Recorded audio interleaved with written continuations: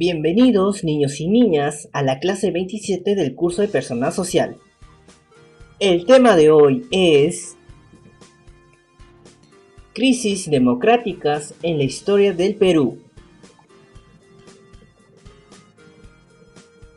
Recordemos, la historia de la democracia en el Perú ha sido bastante accidentada por golpes de Estado y gobiernos autoritarios que se han hecho del poder en repetidas ocasiones.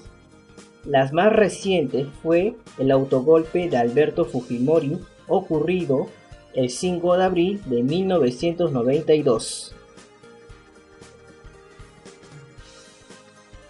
1. Sánchez Cerro y el oncenio de Leguía. Augusto B. Leguía inició su gobierno en 1929, el cual se caracterizó por una tendencia autoritaria. Luego de aprobar una constitución que no contemplaba la reelección inmediata, modificó rápidamente este artículo para mantenerse en el poder por 11 años. Producto de la crisis económica por la Primera Guerra Mundial, se alza el comandante Luis Miguel Sánchez Cerro en 1930, quien luego llamaría a elecciones y sería elegido como siguiente presidente, aunque sería asesinado en 1933.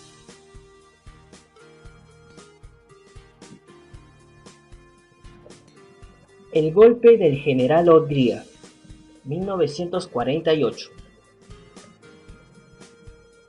En 1948, el general Manuel Odría dirigió un golpe de Estado contra el presidente José Luis Bustamante y Rivero, inaugurando un periodo conocido como el Ochenio.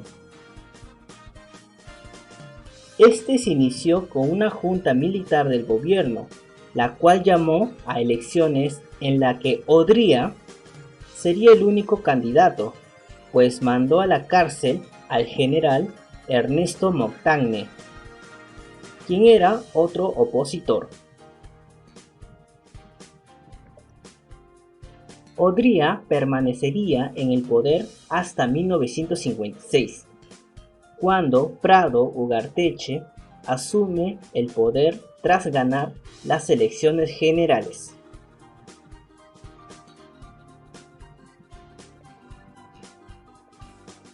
¡3! La dictadura del general Velasco Alvarado, 1968.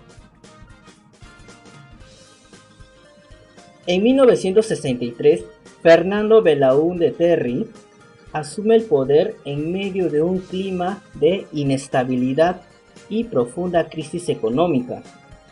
Hubo un escándalo por la pérdida de la página 11 del acuerdo firmado con la International Petroleum Company, donde se afirma que está estipulado el monto de indemnización que el Estado le pagaría a esa empresa.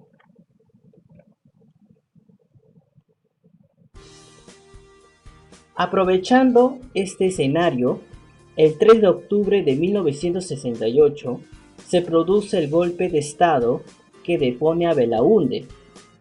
Es el inicio de la última dictadura militar que ha padecido el país, inicialmente bajo el liderazgo de Juan Velasco Alvarado.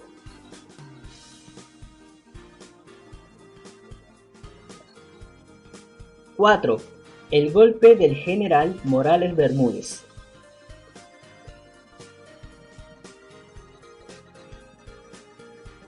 Luego que Velasco efectuara diversas medidas autoritarias ante la crisis económica, como la nacionalización de los recursos, la reforma agraria y la expropiación de las empresas, bancos y medios de comunicación, el general Francisco Morales Bermúdez realiza el 29 de agosto de 1975 un golpe de Estado luego del cual logró permanecer 5 años en el poder. Durante ese tiempo se continuó con la confiscación de los medios y el encarcelamiento y deportación de críticos al gobierno. Se empiezan a engendrar los grupos armados de izquierda que sembrarían el caos y muerte en el país en los siguientes años.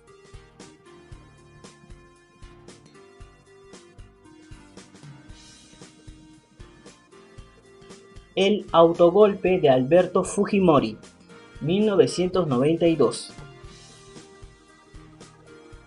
Alberto Fujimori fue electo en 1990 en medio de un escenario de hiperinflación y violencia terrorista.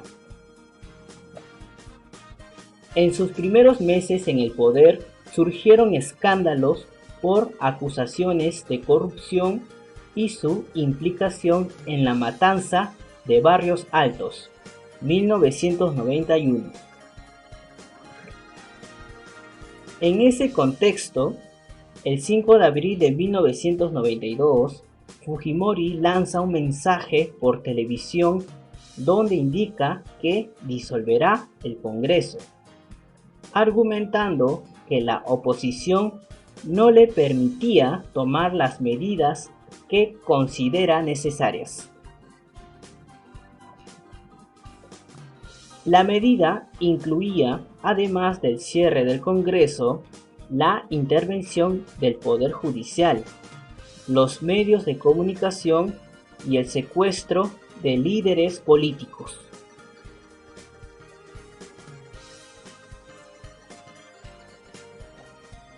Noviembre de 1992.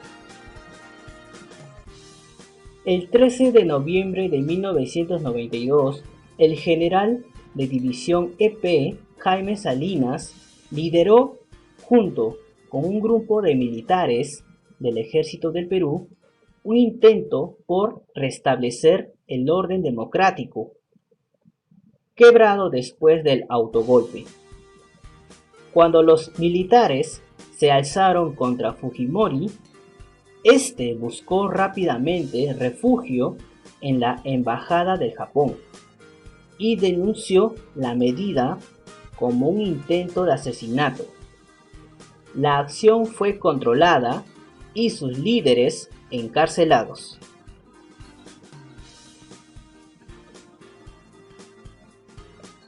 Renuncia de Fujimori. Luego de una segunda reelección en el 2000, el gobierno de Fujimori afrontaba escándalos de corrupción y violación de los derechos humanos, desencadenando en su renuncia por fax desde el extranjero. Valentín Paniagua asumió la presidencia y llamó a nuevas elecciones en el año 2001. Disolución del Congreso por Fujimori. Ahora veamos este video.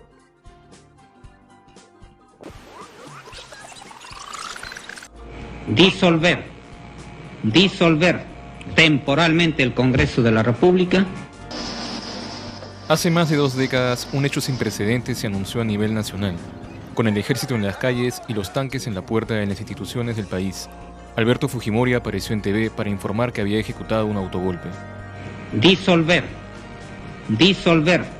El Congreso había sido disuelto, el Tribunal Constitucional, el Ministerio Público, el Poder Judicial intervenidos. El entonces CNM y la Contraloría fueron sitiados por las Fuerzas Armadas. Y como ciudadano elegido por las grandes mayorías nacionales, solo me anima el deseo de lograr la prosperidad y la grandeza de la nación peruana. Solo será posible a través de una profunda transformación del Estado y sus instituciones. Con esta decisión, el mandatario instauró el gobierno de emergencia y reconstrucción nacional. Así, la democracia, el Estado de Derecho y el orden constitucional fueron pisoteados, con los medios de comunicación también intervenidos. Prensa, compadre. Prensa. Fujimori ejecutó un programa que fue rechazado a nivel internacional. Ello quedó reflejado en la portada que el diario La República publicó ese día. La censura como arma para tapar la violación del Estado de Derecho. Radio Antena 1 también fue ocupada por militares cuando difundía información del autogolpe. El periodista Gustavo Gorriti también fue una de las víctimas del suceso. Otras intervenciones alcanzaron al Colegio de Abogados de Lima. Yo soy decano del Colegio de Abogados. Baja la voz. Raúl Ferrero, titular del CAL, fue agredido por militares cuando intentó ingresar a la sede de la institución. El autogolpe fue un daño que le costó al país el inicio de un régimen autoritario. Una dictadura genera corrupción, y la genera corrupción en la medida que maneja todos los medios, maneja todos los recursos del Estado, es más fácil para ellos poder generar corrupción. 27 años después, el autogolpe sigue siendo un episodio negro en la historia del fujimorismo.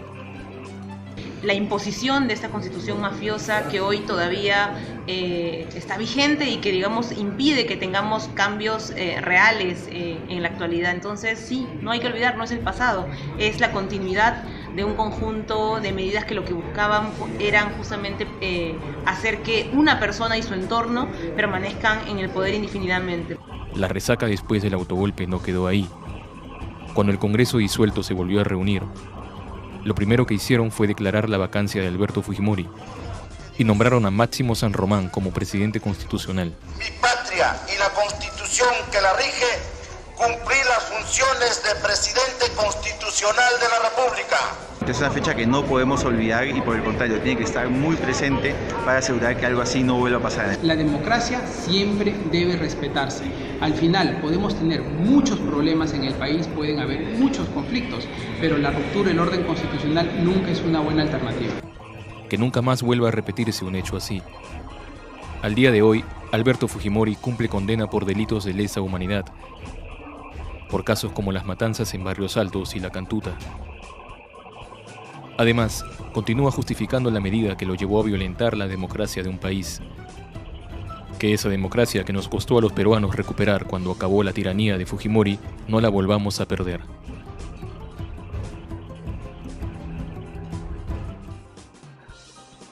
Bien, niños y niñas, aquí finalizamos. Nos vemos en la próxima clase.